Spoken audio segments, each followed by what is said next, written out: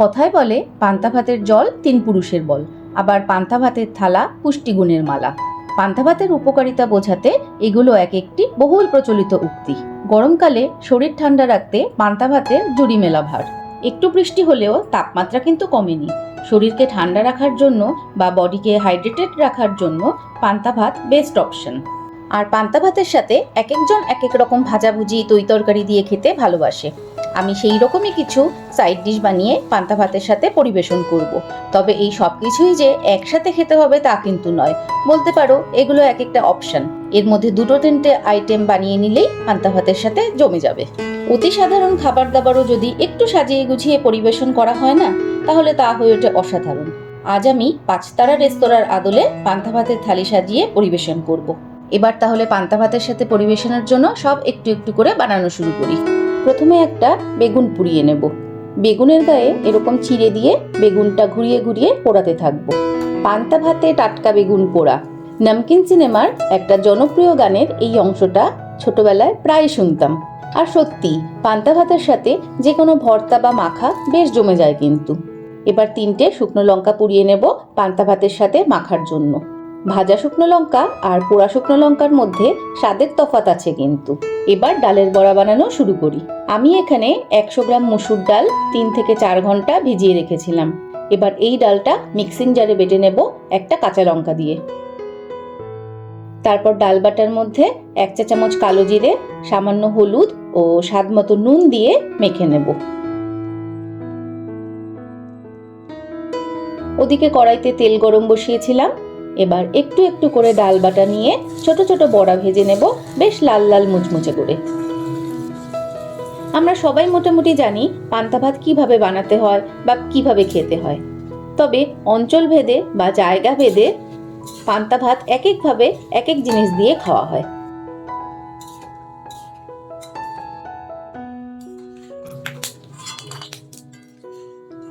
এবার ছোট ছোট করে ভেন্ডি কেটে নেব। ভেন্ডিগুলো যেন নরম আর কচি হয় সেটা কেনার সময় দেখে নিতে হবে। শক্ত ভেন্ডি খেতে একদম জঘন্য লাগে।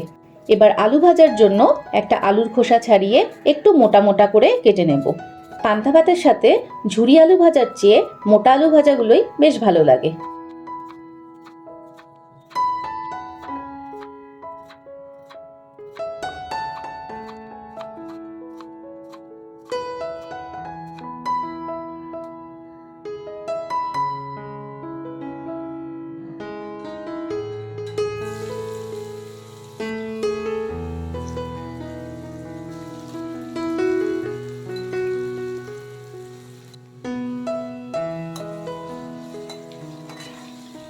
আমি আলু ভাজায় পেঁয়াজ দিলাম না, তবে পেঁয়াজ দিয়ে আলু ভাজাও কিন্তু দারুণ লাগে।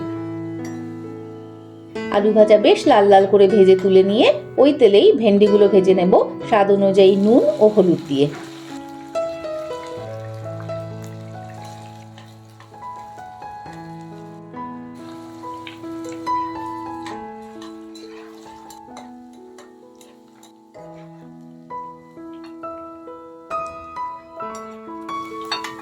এটা হলো আলুর খোসা, আমার ছোটবেলার একটি প্রিয় খাবার।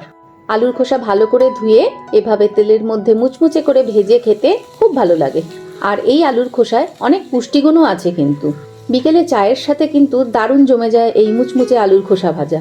যত্ন করে রাঁধলে অতি নগণ্য জিনিসেও মন আর পেট দুই তুষ্ট হয়। খোসাগুলো ভাজার পর ওপর থেকে একটু বিট নুন, গোলমরিচ আর চাট মশলা ছড়িয়ে দিলে আরও চটপটা লাগবে খেতে। এবার বেশ অনেকটা শুকনো লঙ্কা মুচমুচে করে ভেজে নেব। পান্তা ভাতে শুকনো লঙ্কা আর কাঁচা লঙ্কা দুটোই সমান মাত্রায় প্রাধান্য পায়। আর পান্তা ভাতের সাথেই হোক বা গরম ভাতের সাথে হোক, একটা মাছ ভাজা হলে তো আর কোনো কথাই নেই। ইলিশের সিজনে ইলিশ মাছ ভাজা, আর না হলে ছোট বড় যে কোনো মাছই একটু নুন হলুদ মাখিয়ে বেশ কড়া করে ভেজে নিলে হয়ে যায়। মাছটা বেশ লাল লাল করে ভাজা হয়ে গেছে। এবার মাছটা তুলে নেব। এবার আলু ভর্তা বানানোর জন্য একটা পেঁয়াজকে কুচি কুচি করে কেটে ভেজে নেব। পৈতা ভাত, পাখালা ভাত, ফার্মেন্টেড রাইস, বিভিন্ন জায়গায় বিভিন্ন নামে এই পান্তা ভাত পরিচিত। ডিমের অমলেট বানানোর জন্য ডিমটা ফাটাতেই দেখি 2টো কুসুম। সেই আনন্দ আর কোথায় রাখি। এবার ডিমের মধ্যে লঙ্কা কুচি, পেঁয়াজ কুচি আর স্বাদ মতো নুন দিয়ে ফেটিয়ে নিয়ে ডিমের অমলেট বানিয়ে ফেলি ঝটপট।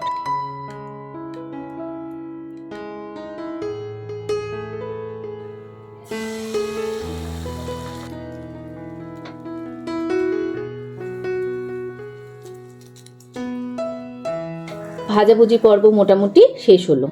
এবার একে একে থালি সাজাবার সাজ সরঞ্জাম গুছিয়ে নিতে হবে। বেগুনটা পোড়ানোর পর কিছুক্ষণ রেখে দিলে ঠান্ডা হওয়ার পর খুব ইজিলি খোসা ছাড়ানো যায়।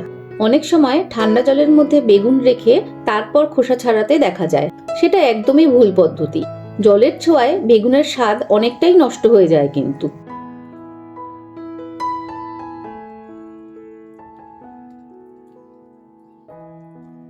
এবার হাত দিয়ে একটু মেখে নিয়ে একে একে লঙ্কা ভাজা, পেঁয়াজ কুচি, কাঁচা লঙ্কা কুচি, ধনেপাতা, কাঁচা সর্ষের তেল আর স্বাদ মতো নুন দিয়ে মেখে নিলেই টাটকা বেগুন পোড়া তৈরি।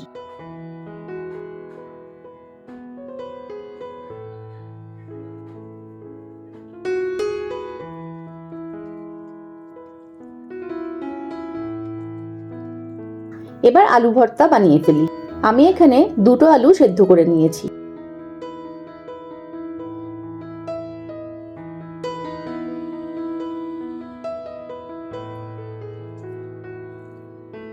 এবার আলুর খোসা ছাড়িয়ে হাত দিয়ে চটকে নিয়ে তারপর পেঁয়াজ ভাজা, লঙ্কা ভাজা, কাঁচা লঙ্কা কুচি, স্বাদ মতো নুন আর সর্ষের তেল দিয়ে ভালো করে মেখে নিলেই আলু ভর্তা বা আলু চোখা তৈরি।